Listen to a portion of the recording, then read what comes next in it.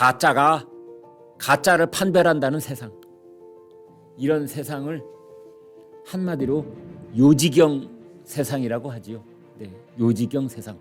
가짜가 가짜를 판별한다고 하고, 고양이가 생선 가게를 지키겠다고 하고, 전도된 가치관이 지금 세상을 온통 횡행하고 있기 때문에 도대체 국민 성정이 어디까지 더 타락해야만 정치 지도권이 정신을 차릴지 정말 한숨이 나오지 않을 수 없는 그런 상황이 계속되고 있습니다. 바로 방미심의 방송미디어통신심의위원회 위원장 후보자에 대한 인사청문회 소식입니다.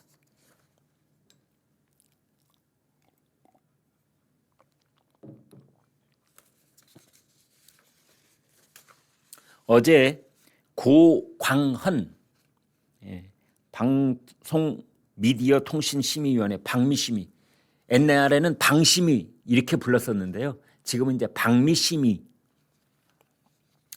저도 그 TV조선 신통방통 진행자였을 때 이 방송심의위원회, 당시는 이제 방심이라고 했는데 거기 불려가 갖고 1시간 동안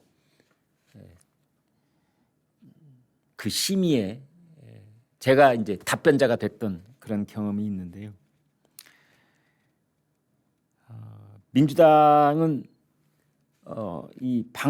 아까 말씀드린 방통위, 이 방심위를 윤석열 정권의 편파적으로 그때 운영이 됐었다. 그거를 정상화하겠다. 이제 민주당은 이렇게 이야기를 하고 있고, 국민의힘은 아니야, 고광은 이 사람이 편파적이야, 그래서 부적격 인사야, 이렇게 반발하고 있습니다. 고광은 이렇게 생긴 사람입니다. 고광헌. 네. 저 우리가 사진 한 장 띄워 드려도 될 것 같아요. 찾아보시면 좋겠습니다.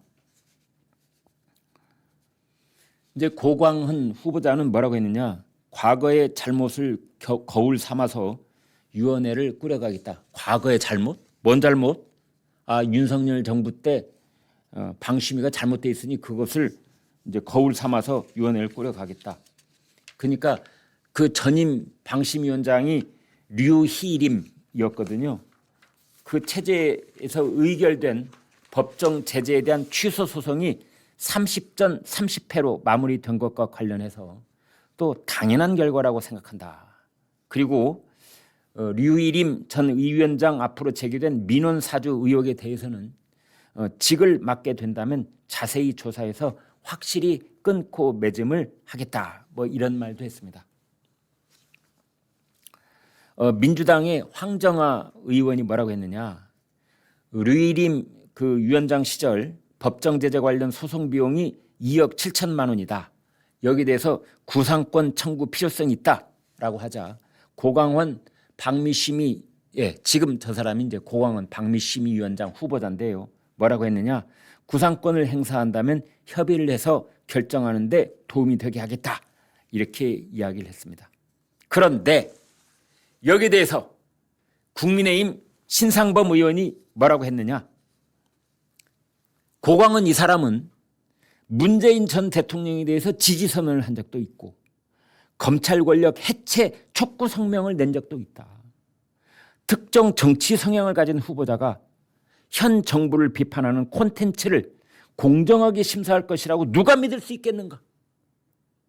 이렇게 말했습니다. 그런데 저는 이 고광헌 후보자, 제가 이 사람이 누구인지 단적으로 드러내는 것이 이거라고 말씀드릴 수 있는 부분이 있는데, 1992년부터 주차 위반, 버스 전용차로 위반, 어린이 보호구역 신호 위반, 과태료 체납, 자동차세 체납, 총 17차례 자동차 압류. 저도 운전하고 다닙니다. 저도 과속 딱지 1년에 한두 차례 딱지 날라옵니다. 저는 오자마자 딱지가 우리 집에 퇴근하고 집에 가서 이 우편함에 딱지가 딱 와 있으면 관할 경찰서에서 날라오잖아요. 그 자리에서 거기 그로 휴대폰으로 바로 그 과태료 보냅니다. 그런데 차량이 압류됐다는 것은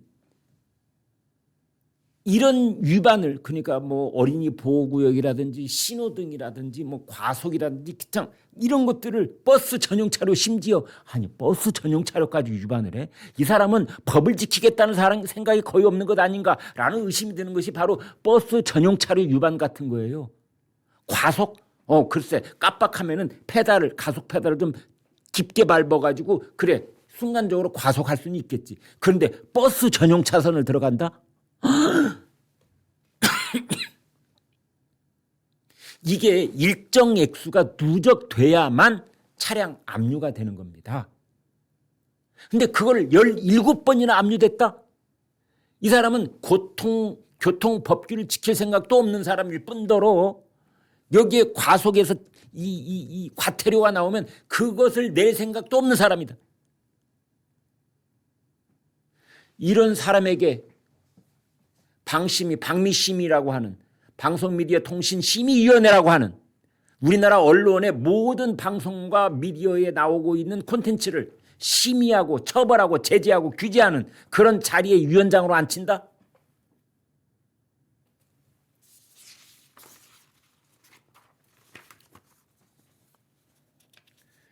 오늘 조선일보 사설을 보니까 이 사람이 2012년 총선 때 민주당 비례대표 공천 신청했고 2022년 대선 때는 이재명 후보를 지지선언을 했고 정치적으로 민주당 진영에서 활동을 해왔다. 그런데 전임 위원장, 류일임 위원장 정치 편향성을 비판해왔던 민주당 이재명 대통령이 또다시 정치 편향적 인사를 위원장으로 내세운 것, 어떤 국민이 납득을 하겠는가? 더더군다나 가짜가 가짜를 판별할 것이냐라고 저희가 제목을 달았던 이유가 있습니다. 이 고강원 후보자는 과거에 천안함 좌초설, 이거 완전 새빨간 거짓말이고 허위사실이잖아요. 그거 유포했잖아요. 이걸 공유를 한 적이 있고, 박근혜 대통령이 당선됐던 2012년 대통령 선거가 부정선거였다는 음모론, 이 글을 반복적으로 리트윗했다는 것 아닙니까? 가짜뉴스를 제재하고 바로 잡아야 할 정부 기관의 수장으로서 가짜뉴스 유포에 참여했던 당사자를 임명하는 것은 부적절하다.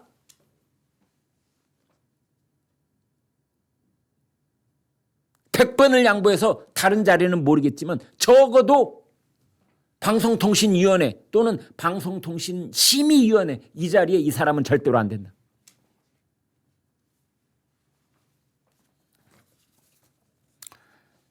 고강은 이 사람이 이렇게 해명을 했습니다. 정치 편향성에 대해서는 뭐라고 했느냐. 당신은 시민으로서 행동했고 이제 공적 직분을 맡게 되면 그 부분을 성찰해서 제대로 역할을 할 것이다. 또 음모론 공유했던 것에 대해서는 개인적으로 잘못이라고 생각합니다. 라고 했어요. 그래서 이제 의원이 또 묻습니다. 반성문 쓰겠습니까? 그랬더니 뭐라고 했느냐. 반성문까지 쓸 사안은 아닌 것 같다. 라고 대답을 했습니다. 사설이 이렇게 꾸짖습니다. 앞으로 부정선거 음모론을 주장하는 뉴스를 만든 측에서 반성할 사안은 아니다라고 하면은 고광원 방미심의위원장 만약 된다고 하면 그때 뭐라고 하겠느냐?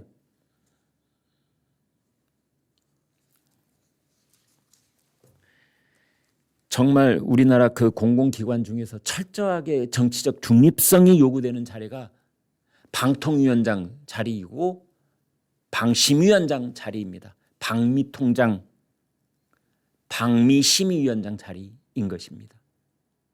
그런데 지금 그 국가기관은 어떻게 구성하도록 되어 있느냐. 대통령, 국회의장, 여야 정당이 추천하게 되어 있습니다. 이거는 시스템 자체가 정치적 색깔을 띠라고 미리 규정해 놓은 거하고 비슷합니다. 그래서 고질적인 정권의 향배하고 관계없이 어느 정권이 들어오든 방통위하고 방통심의위원회는 정치적 편향성 시비에 휘말리기 좋게 되어 있는 겁니다. 이번에도 같은 문제가 또 반복되려고 하고 있습니다. 그래서 팩트가 틀렸느냐 옳았느냐를 따지는 그런 기능보다는 정파적 이익을 앞세우는 그런 방미 심의, 정권의 검열기구가 될 것이다 라고 사설은 질타하고 있습니다. 네, 오늘 준비한 내용 여기까지 하겠습니다. 여러분 구독과 좋아요 부탁드리겠습니다. 대단히 고맙습니다.